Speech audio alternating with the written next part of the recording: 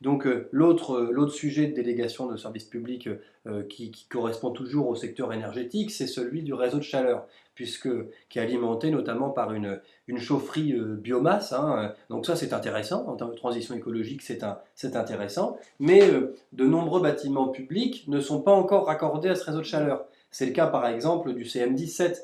C'est le cas aussi de la mairie, du centre technique, du conservatoire. C'est des bâtiments qui ne sont pas raccordés au réseau de chaleur. Et pourtant, certains d'entre eux sont de vrais passoires thermiques, hein. Par exemple, le CM17, par exemple, le centre Omnisport, qui lui est raccordé, ou le centre Robert Vert qui sont raccordés. Ça, c'est des bâtiments qui consomment énormément d'énergie pour être chauffés, parce qu'ils sont tout simplement très mal isolés. Donc, nous, ce qu'on demande aussi, c'est que ça fasse partie des investissements prioritaires, hein, de la commune, de rénover thermiquement ces bâtiments qui sont des passoires énergétiques, parce que là, on ne peut pas se permettre comme aurait dit ma grand-mère, de chauffer le roi de Prusse, quoi. Ça n'a pas de sens, alors que l'énergie coûte de plus en plus cher, que de gaspiller Oui. l'énergie. Donc ça me fait une petite transition sur la motion qu'on avait déposée pour ce conseil municipal, hein. Une motion pour, disons, qu'on prenait une position commune pour dire que la ville d'Abbeville allait accentuer ses efforts sur la question de la transition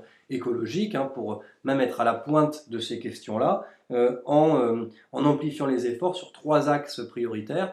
L'axe de la rénovation thermique des bâtiments, hein, évidemment, donc on vient d'en parler avec quelques idées. Alors ce à quoi le maire nous a répondu, il y a tout un tas de bâtiments qui sont en cours d'être isolés, la mairie a changé les huisseries, bon, On fait mais beaucoup de on fait choses. déjà beaucoup de choses. Bon, On peut peut-être, toujours mais faire. il n'empêche qu'on peut toujours faire plus. Et puis la question des achats publics. Les achats publics, c'est tout ce que la ville va acheter pour faire vivre l'institution, hein. Donc ça va des voitures en passant par le colis des aînés, par exemple. Donc là, que tout ça, on soit dans de l'achat le plus local possible, le plus éco-responsable possible. Tout ça, c'est des choses sur lesquelles on n'a pas comment dire, de fil conducteur. Donc c'était l'occasion d'en avoir un. Et puis la question des investissements, que s'il y a des choix à faire dans les investissements dans les prochaines années, qu'on choisisse toujours les investissements qui soient le plus en lien avec la transition écologique. Bon, c'était quelque chose qui pouvait être consensuel, ça a été rejeté, peut-être qu'on l'a mal défendu, hein, c'est vrai aussi,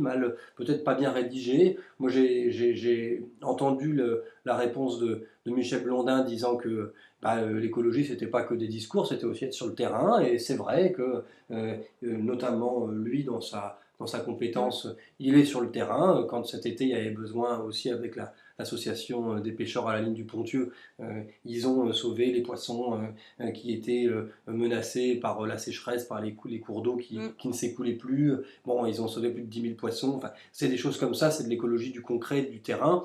L'idée n'est évidemment pas d'opposer une écologie des discours à une écologie du terrain, mais de faire mettre en concordance les deux pour qu'on fasse vraiment de la transition écologique une priorité à Abbeville. Bon, ça a été rejeté. Le groupe Abbeville Ensemble d'Aurélien d'Auvergne a voté pour, mais le groupe majoritaire a voté contre. Voilà. Ensuite, dernier petit point du conseil municipal. Avant-dernier petit point, ça concernait une vente d'un terrain qui est derrière l'office du tourisme, hein.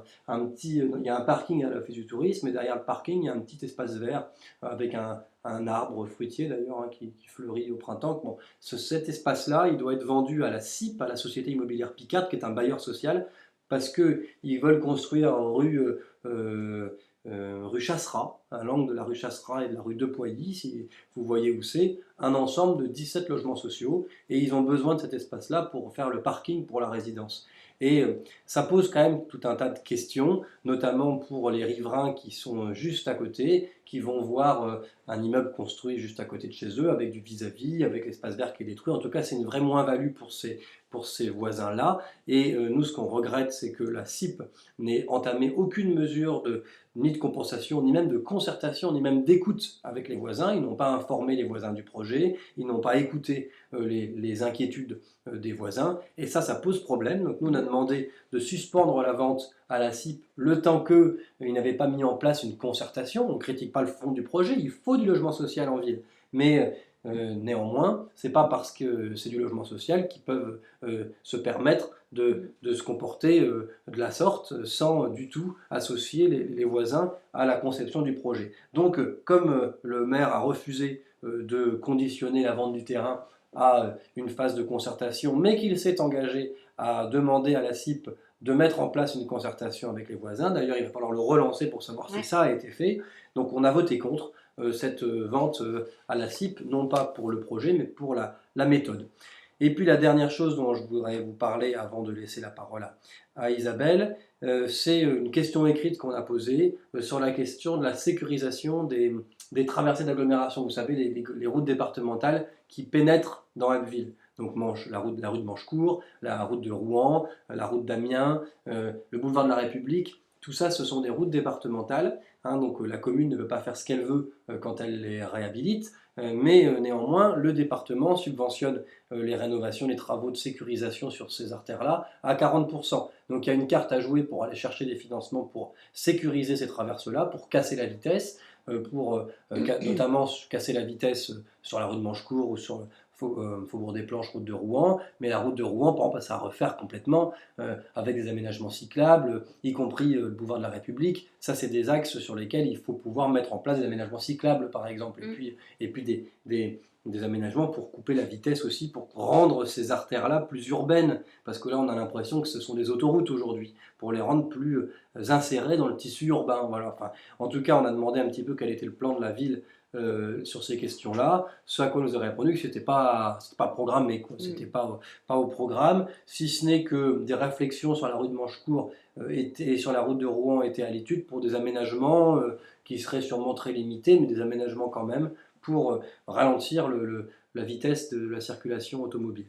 Donc, bon, un engagement qui est quand même très modéré sur cette question, mais bon, qui n'est pas inexistant non plus. Voilà, puis je laisse la parole à Isabelle pour parler de patrimoine. Donc, on a posé une autre question diverse sur la protection du patrimoine et entre autres par rapport aux bains-douches, hein, qui sont des bains qui ont été créés par la Caisse d'épargne et qui ont été vendus par la ville il y a quelques années à hauteur de 80 000 euros et qui aujourd'hui sont à vendre à nouveau par le particulier propriétaire pour la somme de 340 000 euros. Donc, une maire nous a rappelé les montants importants, enfin l'exigence, un prix élevé donc de 340 000 euros, que pour l'instant ça n'était pas d'actualité. Nous avons insisté sur le fait que c'était quand même un patrimoine rare, que ce serait un lieu d'exposition entre autres intéressant, hein, qui mettrait en valeur les toiles et tout ce qui peut être exposé. C'est vraiment un très joli lieu et puis il faut relativiser aussi la différence de prix. D'abord, il y a eu l'augmentation du prix de l'immobilier hein, depuis ces nombreuses années où il a été 20 ans au niveau du particulier, enfin possession du particulier. Il a effectué des travaux, donc il a refait la toiture et puis effectivement, comme tu disais très justement, la municipalité a aussi touché des taxes foncières, donc l'écart de prix peut paraître très important. Après, tout est négociable aussi et je pense que ce serait fondamental quand même qu'on le garde, que ça reste dans le patrimoine, puisque c'est quand même un lieu assez unique en France. Et donc on a eu l'occasion de faire un point donc, sur les différents lieux à préserver, entre autres la tour Maillefeu qui est la petite tour, enfin le reste d'un château donc, à côté de la gare. En fait, ça appartenait au conseil d'agglomération et là, ça vient d'être rétrocédé à la ville. Il y a eu du désherbage qui a été fait autour de cette tour. Donc, on peut espérer qu'il y ait une rénovation, une réhabilitation de cette tour qui est un peu enclavée dans le parking et pas du tout mise en valeur. Après, du coup, nous avons abordé la chapelle Saint-Pierre. Alors, la chapelle Saint-Pierre, il y a eu un diagnostic qui a été fait sur les travaux à réaliser. C'est à hauteur de 3 millions d'euros, donc c'est une somme importante. Donc, on peut envisager que ça sera fait, mais pas immédiatement. Hein. Ensuite, au niveau de l'ancien conservatoire, donc l'ancien conservatoire, il y a une étude en cours. Bon, on n'en sait pas plus. Hein. On n'a pas eu plus d'informations. Une étude en cours en interne pour savoir quelles vont être les orientations pour ce bâtiment, qu'est-ce qu'il va devenir.